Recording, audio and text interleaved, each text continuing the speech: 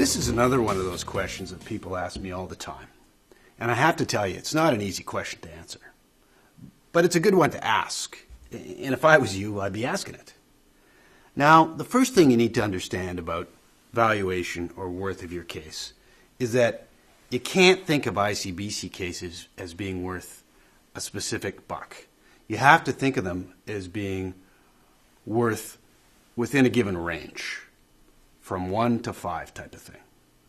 Now, when I evaluate or when I try and give one of my clients guidance as to what their case is worth, I look at 5 specific factors.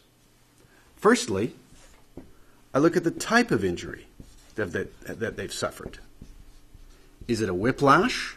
Have they broken an arm, broken a leg, suffered a spinal cord injury, or do they have a brain injury? They're very different types of injuries, and the type of injury directly affects the worth of your claim. The second thing that I look at when I'm giving one of my clients guidance as to the value of their case is the duration of their injury. In other words, how long have they had symptoms for? A week, a month, a year, or are their problems going to be permanent? That directly affects the value of their case. Now, the third factor that I look at is what's often referred to as lifestyle, or the impact on a person as a result of their injuries.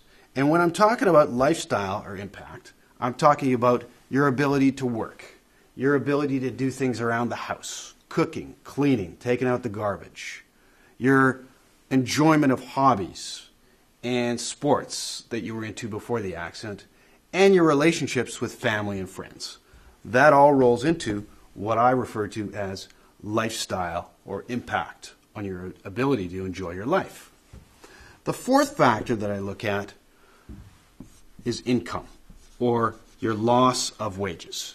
And that refers to both the money that you've lost as a result of being unable to work in the past and the money that you're going to lose as a result of being unable to work, even to some degree, in the future. As you can figure, that comes to a big buck if you've suffered significant injuries, and that rolls into the worth of your case. The final factor that I look at when I'm trying to give someone guidance on the value of their case are the medical expenses that they've suffered. And when we're talking about medical expenses, we're talking about costs of medications, costs of therapies, say physiotherapy, massage therapy, those type of things. And whether they've had to pay people to help them around the house, to do the gardening, all these type of things. And this is another one of those factors that has a past component and that has a future component. In other words, if you can't do your own gardening, if you can't cook, clean, do things around the house for yourself, if you're going to have to go for physiotherapy a number of times a year for the remainder of your lifespan, that's going to add up to a big dollar.